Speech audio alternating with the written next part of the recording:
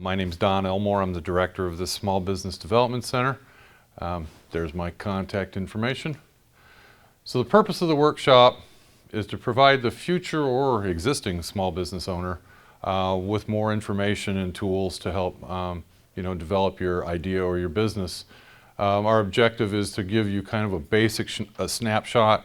We'll cover a lot of information, but we won't cover much of it in a lot of depth. One of the reasons to do this is to give you a pretty honest and thorough idea of the things that you'll need to deal with as you're starting a business. A little bit about the structure of the center. We're funded partially by the Small Business Administration, which is at the federal level, partially by the state in the Department of Commerce, and our host is the Champaign County Economic Development Corporation, which is you also see in this building. They do sort of higher level business attraction and retention and workforce development and things like that. So they're a great host to have, and we appreciate the relationship. We have some additional functions here. I mentioned the SBA and the Department of Commerce already, so I won't talk about them again. We also have an International Trade Center here, and our specialist is Kathy Cravens. She's recognized statewide, even nationwide, for her expertise.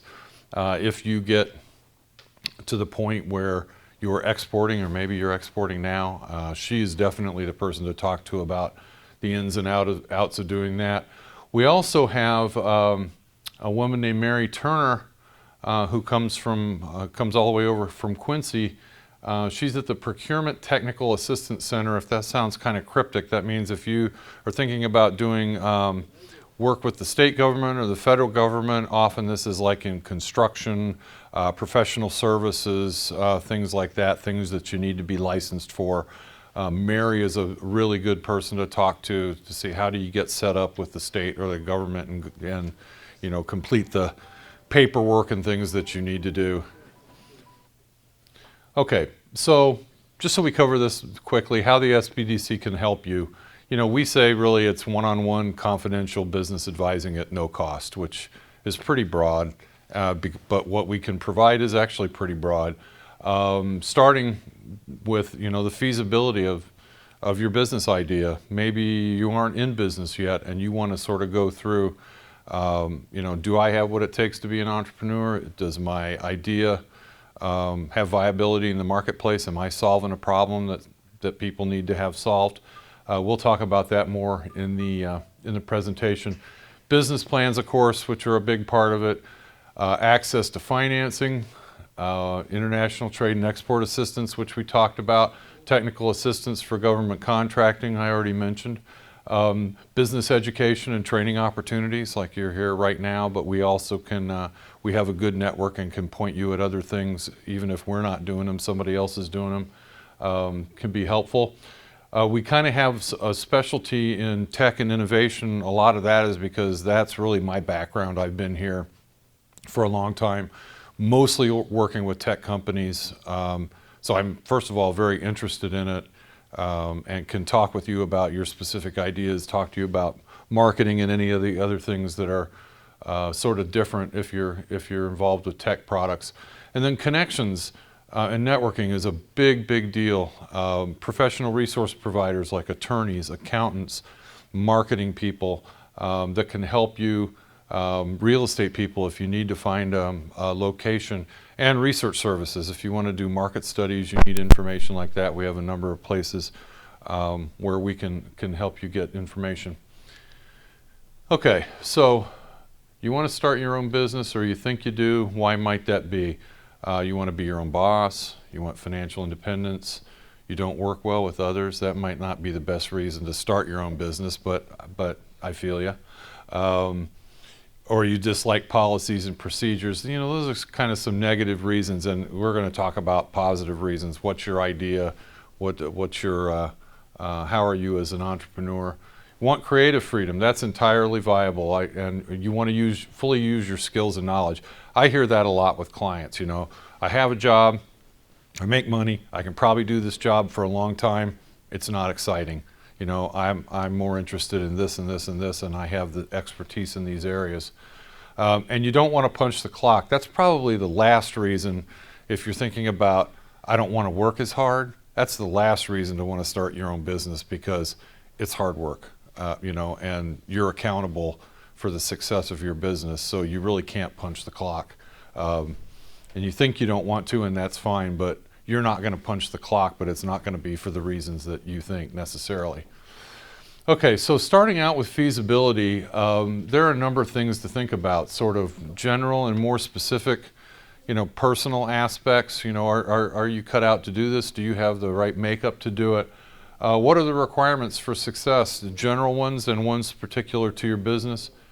And what are some of the major flaws or challenges that you should be looking at as you evaluate, going into business for yourself? So here's some general ideas. Do you have the personality for this? It's not for everybody, and there's nothing wrong with it not being for everybody. But as you sort of go through the process and you learn more about the things that you're going to need to do if you run your own business, there may be, even if it isn't an overall decision, you may identify specific areas where you're going to really need a lot of help. Maybe sales is not your forte. You have a lot of technical skill in terms of setting up an operation. You're really strong. You can manage your staff. But when it comes to actually trying to get out there and find customers and sell them your product, you're no good at it. Well, that doesn't mean you can't be in business for yourself, but it means you better find some good salespeople if you're going to be successful. Liking to make your own decisions, you have to be okay with accountability and what the impact of those decisions are on your company, right? Do you enjoy competition? You're going to have competition, so you might as well embrace that. Willpower, self-discipline, planning, good time management, all those things can really, really help you. And if you sort of look and assess your own strengths and weaknesses, you can say, I can really take advantage of these certain things, and there are other things that I really need to kind of work on if I'm going to be successful. Can you take advice from others, like me? But there are a lot of other people, partially in the network, that we can help you develop, but also, friends, family, people that you hire. I mean, I'm a huge fan of listening more than talking. You're not going to get that a lot today because I'm the one responsible for doing all the talking. But taking advice and listening is very important. And are you adaptable? I have so many clients that have come in and we started with one business model, and they kind of get on their feet, and as they get established and start growing, there are just major things that are going on, that cause them to have to change. And you have to be able to do that, right? A little bit more, it takes a lot of physical and emotional strength. My wife and I also have a small business, and sometimes it's easy as going in and realizing, okay, we have to move, 2 van loads of books today, and you kind of just say, well, I'm not really up for that today. Well, no, today is the day that it has to happen. There's an example of, physical strength, but there's also an emotional aspect to that. Sometimes you just got to be up for doing whatever needs to be done that day. You can't, in some jobs, you can kind of go in and, dial it in that day if you have to. You really don't get that option when you're in business for yourself. Owning your own business means long hours if you need to do it. These are some of the things that are sort of the more holistic aspects, and I like to talk to clients about this. How does it affect your family? Can you lower your standard of living for a while if you have to? It's really important to talk about especially if you're going to make a jump from a job to a business, what do you need to have sort of dollars wise in order to be able to do that? And if you can't do it right away and you have to make the transition, that means getting your business up and running and successful is going to take longer because you also have another job at the same time. All these factors come to play. Deciding to start your business is not something that happens in a vacuum. It affects your whole life. Here's some more specifics. Some of these have kind of been addressed a little bit in some previous slides, but the first thing is, can you really tell yourself why you want to start this business? And this is beyond just why do you want to go into business for yourself? We already talked about that kind of more general, but what is it about this business? Meaning you're going to find customers that you can solve a problem for, and that's what it's about is determining what is the special thing that I can provide to customers. Who are they? How do I get the message to them? And you convert that into a business, selling your solution to those customers. Do you know what skills are needed? Do you have those skills? If you don't have the skills, can you find people that have those? We talked a little bit about that, understanding your own strengths and weaknesses and being able to fill in where you need to. We already talked about the feasibility study, and if you have set sort of goals for yourself, is this business opportunity, does it match up with your goals? I mean, it might be something that you think this would really be fun to do and I kind of have a passion for it, but it's never going to kind of match up with the needs I have in my life, and you have to give some serious consideration to those things. Okay, let's get specific about the requirements, right? So you have to have a really strong yes answer to at least one of these things. And one is, does my business address an underserved need? Meaning, are you solving a problem that somebody needs to have solved? I've always I said that I have a lot of background sort of in tech companies. And one thing that's very common is you have a lot of engineers who have really good ideas for products and they love to build them. Whether or not anybody really needs them is sort of secondary. They like building cool stuff. And that's very much a product-driven or engineering-driven approach. And it's missing one key aspect, which is, are there any customers for that product? Are you solving a problem that anybody actually has? So that's very important. One of the other possibilities is you're not really solving a problem necessarily in a really innovative way, but there's unmet demand in the market that you can serve. So you can do something that's very similar to what's already being done, but you improve on it in some way and you meet some unmet demand. Or do you have a significant advantage?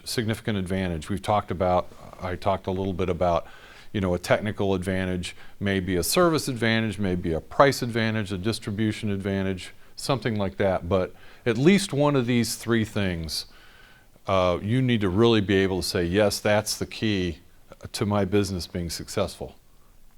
All right, now here are some major flaws, right? And one or more of these, if you have issues here, this could really be a problem. I mean, when I used to do a lot of due diligence for a venture capital company, and my job was to look at business plans that had been pre-screened already by some of the graduate student interns. And my approach was I was going through that business plan, and the first thing that I saw that looked like a showstopper, I'd go, okay, here you go. To me, that's a big no, and I don't see how they're going to get around that. I want to work with my clients a little bit more in depth than that and just say, okay, well, there you go. I found a showstopper for you and you're done. Let's figure it out. But the point here is really important. First of all, is it going to take too much money? You may have a really, really good idea, but if you don't have the background, the collateral, the business plan, the partners, and you're going to need to invest $5 million to get your company off the ground. But that's a big deal. Related to that are there factors that would make it hard for you to get financing? And that could be a much smaller amount than $5 million, but if you need financing and you're not going to be able to get it, you have to solve that problem.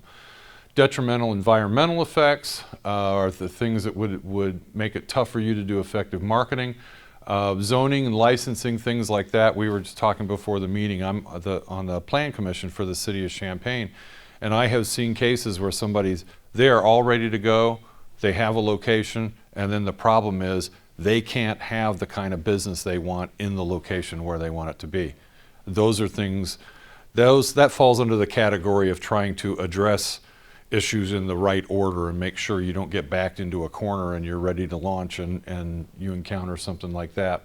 You may have other factors like availability of raw materials. I actually have a client right now that's sort of delayed because a source of raw materials they're relying on is not there right now. Could be personnel. You're just not in the right community or part of the country or something like that to find the people that you need in your business. Those are a couple of common reasons. So these are all the things you kind of need to put some thought into as you're considering and determining how am I going to plan for this business. So what's your idea? Sometimes we call it the secret sauce. What differentiates you from somebody else doing more or less the same thing you're doing? Why are you better?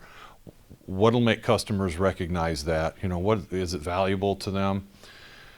There needs to be a need. You need to have the skills and experience to do it. You definitely need to be disciplined. It's going to involve your whole family and the rest of your life.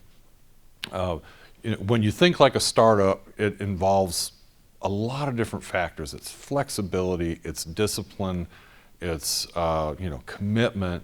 There's all kinds of words that you can apply, but it's a mentality that really allows you to get up and going. Once again, we said you'll have competition. You need to figure out how to address it. You need to take advantage of networking and in the community and beyond. Resources like ours, resources like in the network you'll find.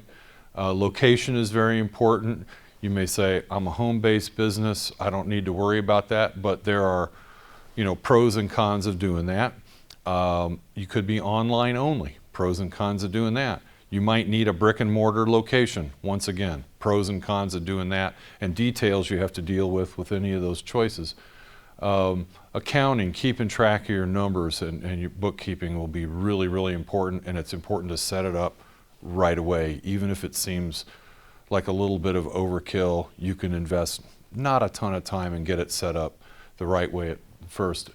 In the future, you have to have plans. You have to sort of have a strategy. You have to have goals that you set and that you can look at and say, well, I plan to get here by the end of the first year, and here's how I was going to do it. Either we achieved that or we didn't achieve it. If we did, why did it happen? If we didn't, why did it not happen? But you have to sort of have a plan. We'll get into that in more detail. So now we kind of get into the individual components. If you want to think about it being sort of the pieces that would be in the business plan or the specific key areas that you'll have to deal with. Sources of funding. Now, first of all, it's possible that your idea for a business and the way you've chosen to start it up, you don't need any funding. Or what funding you need, you have on your own. Either you saved it or it doesn't require that much to begin with, and you can kind of bootstrap it. And that's great because it allows you to not worry about one of the things that can be a major deal with trying to start a business, which is I need money from somebody else. I can't do this on my own. But if you do, here's sort of the order in which you look for money. First of all, as I always said, savings, equity in your home, other kind of collateral you can use, credit cards. If you can be disciplined about these things, you can make that work. But as you know, sometimes people don't, and you have to think about that. Friends and family, you may get partners, investors in your company, and so you have options there. Then the next thing is you would go to the traditional lenders. So a bank, a micro lender, which we also work with some that they can do two things. Number one, and I'm not talking about the online lenders, payday loans, anything like that. Don't use any of those. If you have to do that to start your business, just figure out another way or wait. I'll just say that definitively because the interest rates will just destroy you. It's really bad. But the micro lenders operate a little differently. One of the biggest ones in Illinois, their main mission is credit health, credit repair. So they can start with really small loans. But one of the other reasons that you might want to use them, your credit score, your collateral, everything may be fine. You may think, I don't know why a bank would turn me down. And you know why they'll turn you down? You're not asking for enough money. Seriously. Because it costs them. There are costs for them to process your loan, and they have to be making some money from your loan. So I can't tell you exactly what that number is, but I will tell you probably if you decide all the startup money and cash reserve I need for my new business, it would be plenty if I could go in to the bank and get a $10,000 loan. Probably not going to happen because it's not enough money. There's too much work on their part. They might say, well, if your credit score is that good and you have some collateral, we'd be happy to let you open a commercial account, and we'll give you a card with a line of credit that big. And if you're disciplined enough and you can do it, that's fine. That's a quick way to go. But you have to think about having a credit card and the interest there. But that's a surprise to a lot of people. But most traditional lenders, they're not really set up to work at that with that small a dollar amount for a loan. But micro lenders can. The one that we've just started kind of working with in Illinois, their average loan is $13,000. And if you go to your bank, unless you're buying a car, they're not going to make a loan. Well, and I don't know what kind of car you buy for $13,000 anymore, but well, let's say you could. They would do a car loan or something for a smaller amount than they would do a commercial loan. But it's a point to make. And then you get into some of the private or angel investors.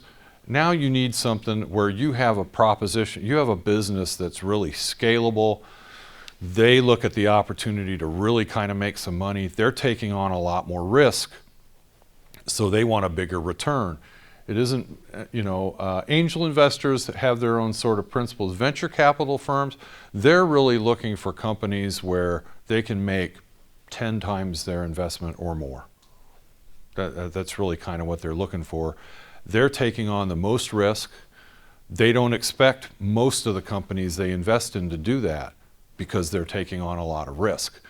But what they're looking for is companies that have big, they look at upsides. What's the potential for growth and for a return? Now you have grants. I have a lot of clients that come in and say, well, I'm looking for a grant. Most of the time, it's safe to say, other than some small things, and I'll mention what our communities have, there are some issues with grants. Number one being the timing, and number two being the grant is going to be asking you to do a particular thing that, unless it really matches up with what your business does, you're kind of adjusting your business to meet the requirements of the grant. Okay, but you have to think about the consequences of doing that. On the other hand, like Champaign and Urbana in particular, let's talk about Urbana first. They have a business development grant program. Is anybody in Urbana? Business in Urbana? Okay. I'll just talk about it briefly so you understand that different communities do different things. They have grants that encourage people to locate their businesses in certain parts of the city. And they give you a very modest grant, a couple of $1,000s, and the idea is to really kind of help you with rent maybe for 6 months or so to get you, in these locations. Champaign's program is completely different. It's partially a grant that allows you to take classes, get certifications if you need to, so there's an education grant component. Then there's also a matching program that allows you to get accounting, legal, or marketing services, and they will pay, depending on how you qualify, either 50 or 75% of those fees for you, up to $7,500 a person. So it can be a lot of money when you're starting a business. Those are examples of grants. I have an organization here in town that I work with called the Grant Helpers, who will also go out and look for grants statewide, nationwide for you that match up with what you're trying to do. But I think that's not as much of a startup strategy as sort of a longer range, goals of how that might fit in sort of in your business model. So a little bit more about sources of funding. The 4 C's they talk about for a loan is cash flow, collateral, credit, and character, right? And so if a lender's looking at that, they're looking at your business plan. Well, first of all, they're looking at your credit score, they're looking at your collateral, and then they look at the business plan and say, is this a viable idea? And pretty quickly, they're going to zero in on sort of the financials that you have in that business plan and say, okay, if you're asking for a loan of this much, that's going to represent a monthly payment of this much. When we put that in your financials, are you okay? Or is that going to really cause you some difficulty? But character is also a big thing. I tell my clients, if you don't think that having a good, polished business plan, having all your documents with you when you show up, I have a checklist that I give you, the bank information worksheet. And if you can check off every item on that list, which most people can, you're going to go in with an arsenal. You're going to be ready to talk to a banker. But if you have that, if you clean up well, dress nicely, present yourself well, communicate well, people don't think that makes a huge difference, but it really does, because the whole point of the entire package is you want to do whatever you can do to give that lender confidence that they're loaning money to something that has a good chance of success, right? And your credit score, collateral, those things, you can't do a lot about those in the short run. You hope that all those things are in place and they're not gonna cost you when you go to look for a loan. But you can do the things you can do, which is have a good business plan, present it well, look good, be on time. All those obvious things. As I mentioned before, banks will sometimes offer you business credit cards. If you're disciplined about it, that's great. Especially if your financial needs are low, that's great. But you need to stay on top of them. Ideally, you just pay the balance off every month if you can, and go from there.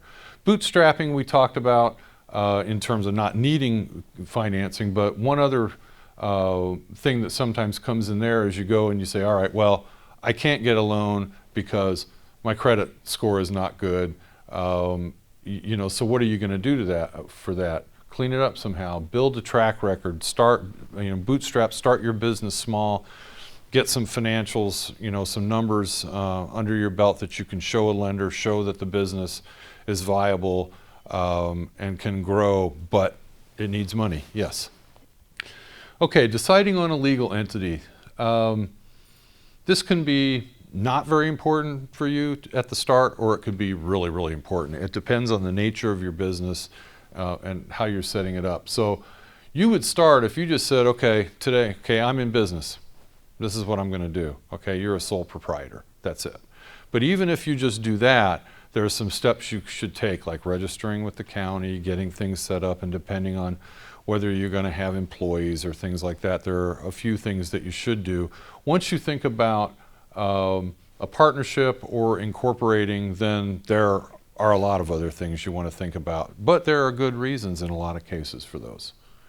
Okay, so here the key things kind of are in red here. I mean, this is all available to you if you get the presentation, but the type of legal structure is really important. I think it's important most for two reasons.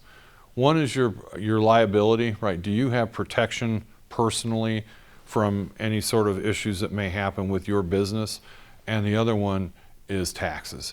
And as a sole proprietor, if you're in business for yourself and you're paying self-employment taxes, you may not notice it as much as you're sort of growing, but as you get bigger and you start making more money and you start doing well, you'll notice.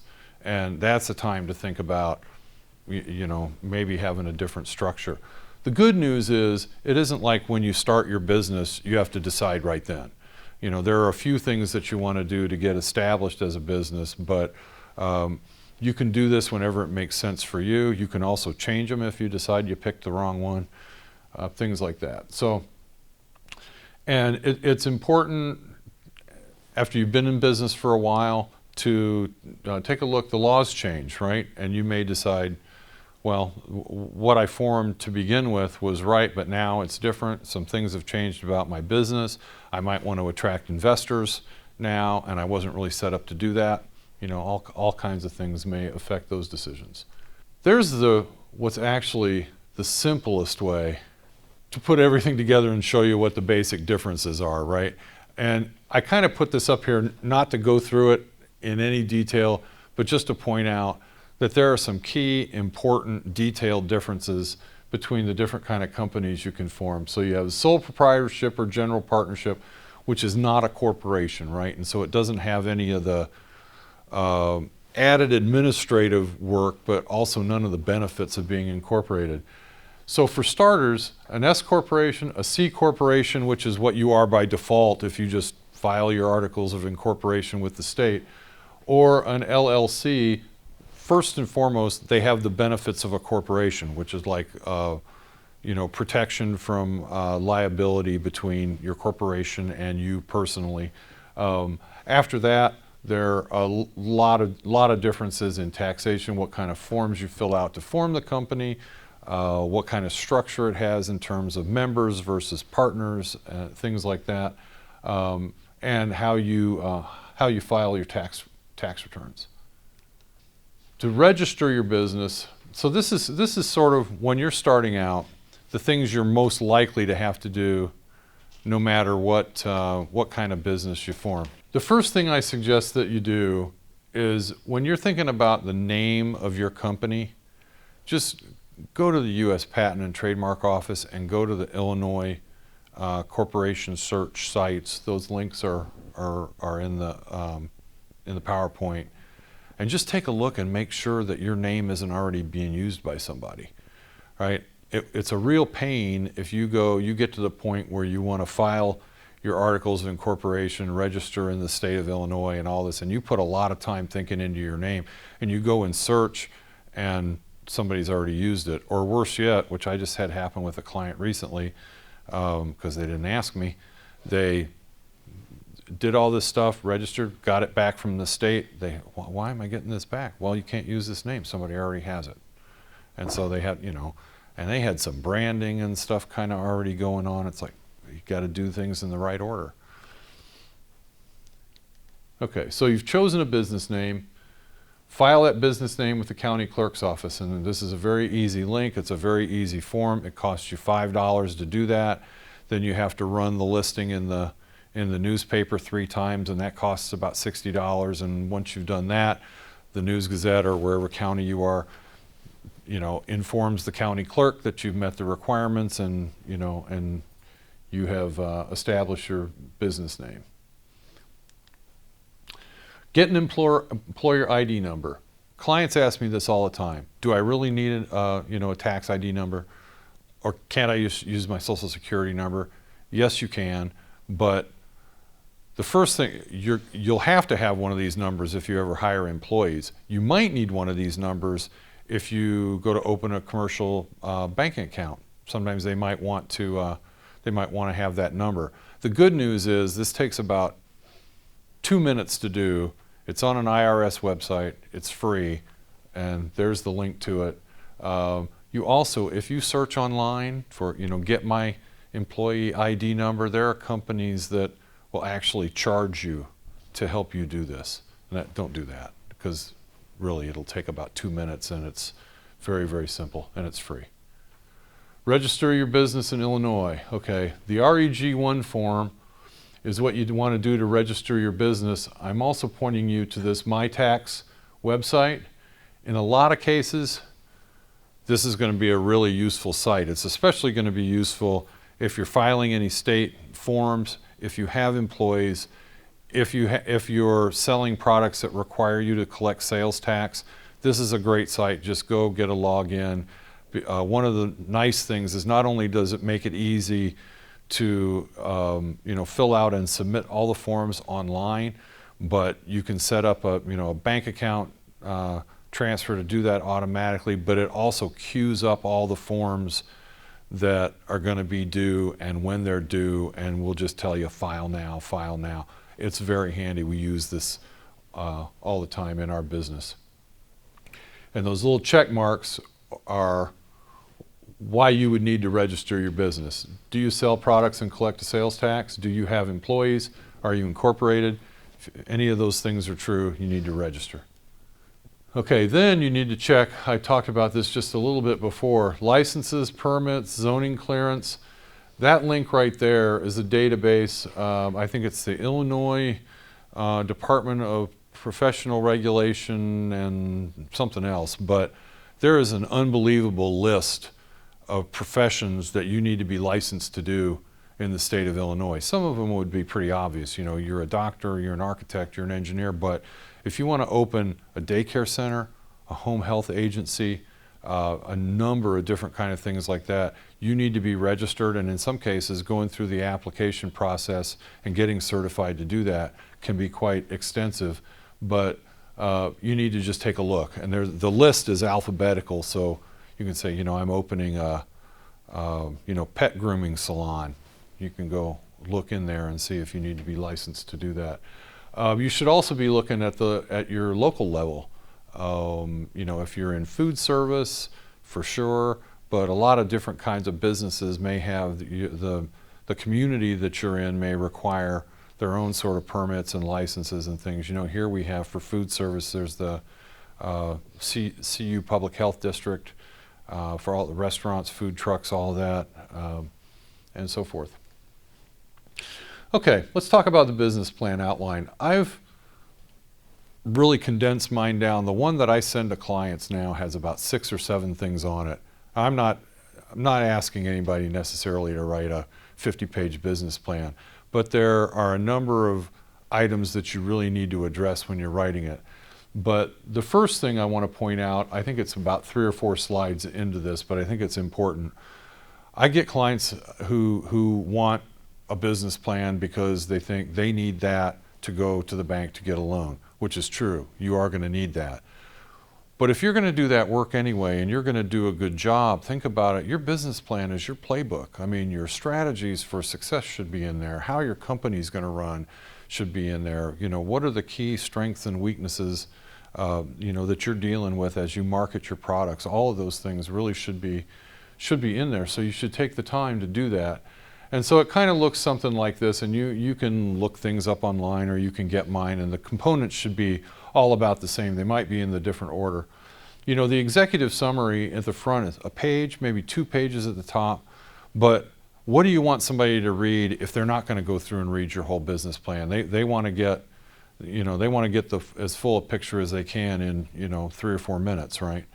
And I always say write it last, because you go do the whole business plan and then you're going to know what the strengths and weaknesses are and what you really want to highlight. You may not know that until you really get into the plan and fill it out. So do the executive summary last, but it goes first. You need detail on your products and services. What is it that you're going to actually build, or what kind of service are you going to provide? What's the basis for being able to do that? Why is it valuable? What are the operational aspects of your business, right? What are your objectives, your strategies, things like that? If you haven't seen this acronym, I really like it. SMART objectives. They're specific, they're measurable, they're achievable, meaning they're realistic, right? They're relevant to your business. They're things that are going to be important for your business to grow. They have some kind of timeline, right? And I suggest that you sort of have these sort of staged. You have some startup goals, which may be as simple as, what are all the things that I need to do before I can even open the doors and start selling a product, right? And it would be really important for you to have a list and have that list be in the right order if possible. That's one of the things I work on with clients a lot. But quarterly, at least to start, your business is going to change a lot quarter to quarter, and you should have some objectives that you can try to reach. 1 year, 3 years.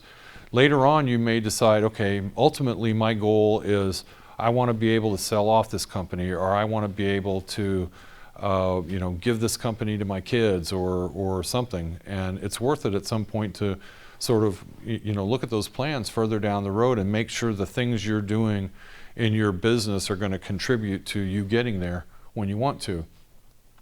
And then you have to look at your market. We talked about that just a little bit before. What are sort of the key aspects of the market that you're in? What are the important things that you really, really need to stay on top of? Who are your competitors? What are they doing well? What are they not doing so well? What vulnerabilities they have that you might be able to go after? And opportunities and risks. So opportunity, obviously, why are you in that market with the product or service that you want to sell? There has to be something that you can do better, or an unmet demand that you can fill. There has to be a reason that you're in there. And it has inherent risks. You're going to invest money getting your business up and going, and you have to recognize what the potential things are that can get in your way. Following with that, you were looking at your market. So what is your marketing and sales plan? And this, for me, is, my background really kind of is in marketing. Who are your customers? How will you find them? How will you deliver your message to them so they can buy from you? That's really kind of what it's all about. We talked about operations and people. I will point out that if you're at the point where somebody's looking at your business plan to either invest in your company or loan you money, we used to always kind of say when I was working with venture capital companies that, a B plan with A people is better than the converse, right? And the reason for that is you can have a really great idea, but you have to be able to execute it. You have to have the people that, can take that plan and make it successful. And often you're better off having a really, really crack team with it has to be a viable idea, but it doesn't have to be a groundbreaking idea. But if you can execute on that plan, you're in good shape. The revenues and costs, you have to have those numbers in there. You have to have, if it's only projections because you haven't started your business, you still have to have those, but you have to do as thorough and detailed and accurate a job as you can, because it's one of the areas, I will tell you, a lender will look at that and they know how to pick holes in that stuff right away, and they'll say, okay, you've grossly underestimated this cost, or I don't think your revenue is going to be able to pick up this quickly. You haven't shown me anything in your marketing plan that supports why your revenue is going to grow this quickly. And so it's worth it to you, not only when you think about who's going to look at it, but for yourself to set some realistic, put some realistic projections in there to do as good a job as you can.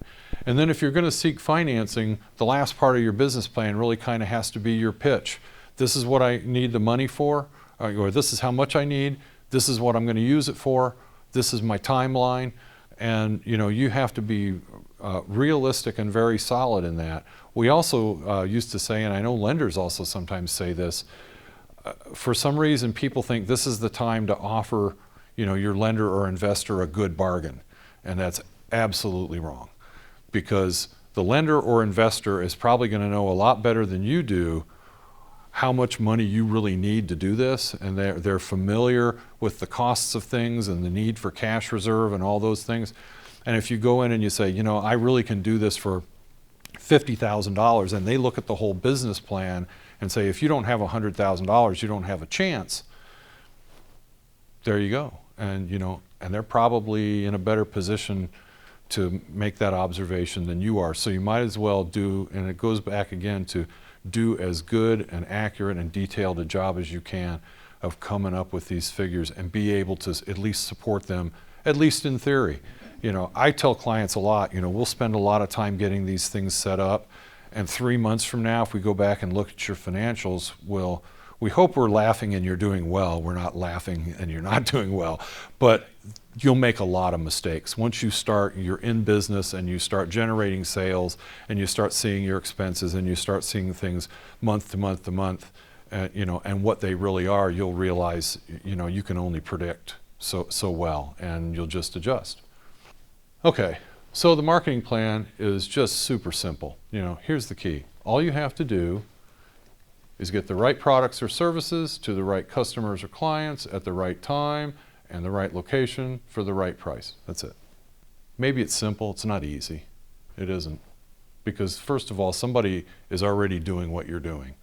So it goes back to how do you differentiate? What's different and better about what you have to offer? So what are your products and services, first of all? In the business plan, you have to explain this, but I've also talked, if you haven't heard this before, there's a term called the elevator speech. So if you have an opportunity to tell somebody about your business, maybe it's because they're a potential investor, maybe they're a potential customer, but either way, that's great. You need to be able to do that in 15 seconds, 15 or 20 seconds. And if you can't, you need to think about it until you really can. And I've heard a lot of clients say, no, really, my business is way more complicated than that. No, it isn't. And nobody's expecting that you're going to address every detail, but you need to be able to tell me in 15 or 20 seconds what your business is and why it's viable. And I think it's a really important exercise to keep thinking about that to yourself until you can do that. Who's your audience? Who are your customers? I have had clients who have said, well, everybody wants my product, but unless it's water and they don't have access to water, that's not likely to be true, right? So there are very few universal products, so you really have to know who your customers are and why your solution is something that they need. Is there a demand for it, right? Does it solve a problem? I've talked about that before. This is something that has just come up again and again and again in my career. Does it really solve a problem, or are you just making something that's cool? Because unless you have customers, you're doing it for no good reason. I'm a big fan of market research. We can help with some of that here. We have access to some services that can give you market studies and data. Also a good source for some stuff that kind of surprises you maybe is here we have the Champaign County Regional Planning Commission. You can contact them and they have access to a lot of data that can help if this is your area. What sets your business apart? We talked about this a little bit before. What's the secret sauce? Is it performance? Is it quality? Reliability? Is there something innovative about what you do? Is it customer service? I'll give you an example of where you can get into a little bit of a bind with this. It's really, really common if somebody wants to start a restaurant. They say, okay, well, I can really cook. I'm going to have a great menu and great customer service. And my reaction to that is, okay, what else? I mean, that's not how to be successful. That's how to meet just the basic minimum requirements, especially around here. If it, look at our restaurant industry. We have fantastic places to eat, and we will go out and eat and we will spend money, but if you don't at a minimum do those things, you're not going to last very long. And then beyond that, you have to have kind of something different, right? And so that's a good example of thinking, I can go into business and I can do a couple of things really, really well. But if those are the same things that all your competitors are doing really well, you haven't differentiated yourself. So you have to figure out how you're going to do that. Pricing strategy. I love this quote, and this guy has a little bit of integrity, Warren Buffett. Price is what you pay, value is what you get. And the whole idea there is that I usually tell clients, and I've found this to be true throughout my career, the price of something is almost never why somebody will not buy it. It's because that price does not look like a good value to them. It's not worth it to them to do it. So it isn't the number itself. The number doesn't mean anything. If something solves a problem that's important enough to you that you need it to be solved, then you've answered the question for them. But it's only one component of value. However, even that being the case, when you think about your financials and your model and your projections, you have to price it somewhere, right? And so it isn't just based on cost. That's an element of it, and you can take that approach. You can say, all right, in my industry, the research says, I should have, a 50% margin on my products. So once I figured out what all the costs are going to be, I have to double that number, and that's my selling price, right? Well, that's a place to start, but then you have to go out in the market and say, where does that position me in the marketplace? Okay, if I have $50 worth of cost in my item, I'm going to sell it for $100, and that price is not an advantage to me in the marketplace. Everybody else sells theirs between $80 and $120, so I'm kind of right in the middle. What am I going to do in terms of branding, marketing? How am I going to differentiate it if it sits right there? What you really don't want to have happen, and I've had this happen in product management roles, is there's the formula that my company wants, right? And my product's going to cost this much, and I'm going to sell it for this much, and you know what? There is no way I can sell that product for that much money in the market. So you go all the way back and say, can we reduce the costs? What are we going to do? Or are we done? And in some cases, you might find that product is just not going to fit in that market, right?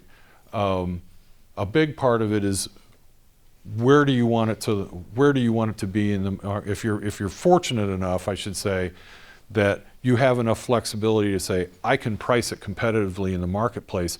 Where do you want it to be? A lot of times you don't want it to be the lowest priced product, because what does it say about the product? There's some times where you might want it to be the premium price product. Maybe you think you have strong enough value proposition, you have a strong enough brand, that's where you are, right? Mercedes doesn't ever worry about, whether they're seen as the premium price product. They are, and people expect that. And in fact, when they started building cars in the US, in Alabama, and they had the C class. This was a really fascinating case study. They had problems with people thinking, okay, now those cars that I think are up in this price range, now they're down here and they're competing with some other cars. What's missing? Okay, I don't really have any desire to buy a cheap Mercedes. That doesn't sound like a good thing to me. And they had a branding issue with it for a while. I think they've kind of managed to get over it. They have a few people working on marketing, but it was an interesting study. Okay, and this is the really simple part, and I get here with clients and it's something that you just have to figure out. Revenue must exceed expenses. I just gave you the example about the product that you develop and your costs compared to what you need to sell it for. The math just doesn't work for that, right? But you have this in general just with your company, and sometimes I sit down with clients and say, okay, where do you want to be? You know, what do you have? What can you sell it for? What kind of volume can you hope to obtain? What kind of income do you need? And sometimes those things just don't work out with the current model. So we go back and say, all right, what can you change? You know, do you need to scale up your company? Is there not a lot you can do with your product or service other than just do more of it? Maybe your margin is all that you can get out of this product. So you have to just figure out, what are you going to do to change these numbers to make it work the way you need it to work? We talked a little about strengths, weaknesses, opportunities, and threats. You may have heard of the SWOT acronym or seen it somewhere. This is a really, really important part of your marketing plan because it really allows you to look at what can I take advantage of, what do I need to address, and going from there. Strengths and strengths and weaknesses are internal things. So strengths are, you know, what are your particular areas of expertise? Where do you have an advantage just in your capabilities, right? Strengths and weaknesses are things internal to your organization that you need to either take advantage of or address. Maybe a weakness is your inability to find the kind of people that you need, you know, to help you grow your business and run your business. External factors are opportunities and threats. Those may have to do with competition, market factors, zoning, permits, licensing, all these things. And once again, you're looking at areas where you can take advantage, opportunities. Where can you take advantage of things? Unmet demand in the market is probably one of the simplest ones. You know that there is more demand for a product that you can build than there are suppliers to fill that demand. Threats, you have a competitor that is just, they're young, they're very driven, they continue to grow, they've had several years of really, really good growth, they keep grabbing market share. You're going to have to figure out, if you enter that same market, how are you going to deal with that competitor?